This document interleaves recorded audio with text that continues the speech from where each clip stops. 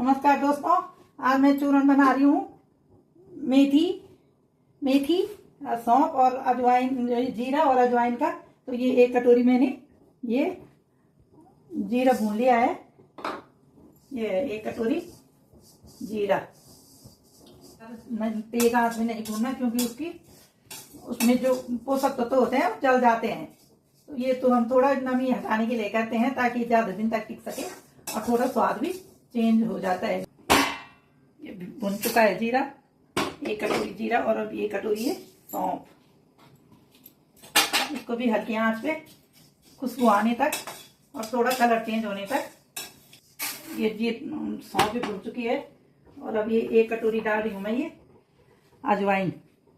ये अजवाइन है, अजवाइन को भी हल्की आंच पे थोड़ा भूनना है। 2 कटोरी कर देंगे इसमें मेथी की मात्रा बढ़ा देंगे, मेथी को दुगना कर देंगे। अजवाइन और सौंफ थोड़ा जल्दी भुन जाती है और इसमें थोड़ा टाइम लगता है। जो जीरा और मेथी होती है, अजवाइन, ये दोनों मैंने एक साथ कर दी हैं, दोनों चीजें, सौंफ और अजवाइन। और अब ये मेथी भूनूंगी, तो मेथी भूनने में थोड़ा टाइम लगता है। और ये मेथी भी भुन चुकी है। मेथी 2 कटोरी थी तो मैंने 2 बार भूनी, क्योंकि एक ही बार में कढ़ाई छोटी थी, उसकी वजह से मैंने 2 बार भूनी है। तो ये मेथी का कलर भी अच्छा आ गया है। अब ये थोड़ा ठंडा हो जाएगा, उसके बाद इसे पीसना है मिक्सी जार में पीस के, ग्राइंडर में। और जाकर अभी पीस सकते हैं, इसे बारीक भी पीस सकते हैं, तो अपनी मर्जी पे निर्भर है। और ये अब मैंने सारी चीज़ों को पीस लिया है। छोटे चम्मच 2 चम्मच हींग है और ये बड़े 2 चम्मच काला नमक है।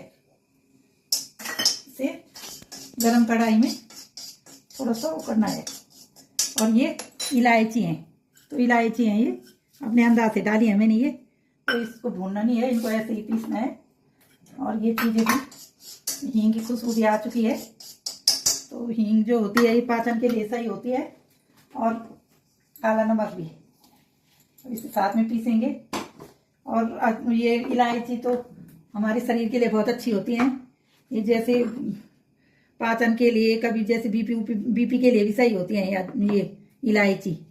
और याददाश्त के लिए, और जैसे शरीर में दुर्गंध आती है, किसी के मुंह से दुर्गंध आती है, तो ये इलायची बहुत अच्छी होती है उसके लिए। ये पाउडर बन चुका है इसका। और अब ये सारी चीज़ों को, इनको मैं मिक्स करूंगी। सभी चीज़ों को मिला दिया है मैंने। और अब मैं इसको भरूंगी कांच की शीशी में। जहाँ तक हो सके कांच के एक बर्तन में भरना, क्योंकि प्लास्टिक के बर्तन में इनके पोषक तत्व होते हैं वो खत्म हो जाते हैं। वैसे भी प्लास्टिक तो हमारे शरीर के लिए नुकसानदायक होता है।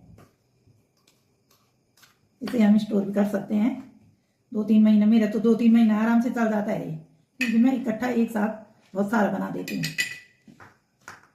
तो आप अपने हिसाब से कम भी बना सकते हो, जैसे 50-50 ग्राम हर चीज़ को डाल दो। और आप लोग भी बनाना इसे, और फिर कमेंट करके बताना मुझे कि आपको ये रेसिपी कैसी लगी। और इसे आप पाचन क्रिया के लिए, वेट कम करने के लिए भी कर सकते हैं, खा सकते हैं इसे। वेट कम करने के लिए इसे सुबह गुनगुने पानी के साथ छोटे चम्मच से 1 चम्मच और बड़े चम्मच से आधा चम्मच डालो, और उसमें थोड़ा आधा नींबू निचोड़ के, उससे वेट लॉस में भी लाभदायक होता है। और शुगर के लिए, मैं तो शुगर के लिए भी इसको रात को भिगा देती हूँ और सुबह शुगर वालों को पीने के लिए दे देती हूँ। तो 2-3 साल खा रही हूँ इसे, तो मुझे तो ये हजम हो जाता है। लेकिन इसमें जैसे मेथी होती है, तो मेथी की तासीर भी गर्म होती है, अजवाइन की भी गर्म होती है, सौंफ तो ठंडी होती है। और तो आप लोग थोड़ा बना के पहले देख लेना कि आपको सूट हो रहा कि नहीं हो रहा। ये मेरा नुस्खा है और मेरे को इससे फ़ायदा हुआ है, इसलिए मैं आपके साथ शेयर कर रही हूँ। आप लोग देख लेना अपना। अगर आप लोगों को इससे कुछ नुकसान हो या गर्म हो तो आप लोग मत खाना इसे।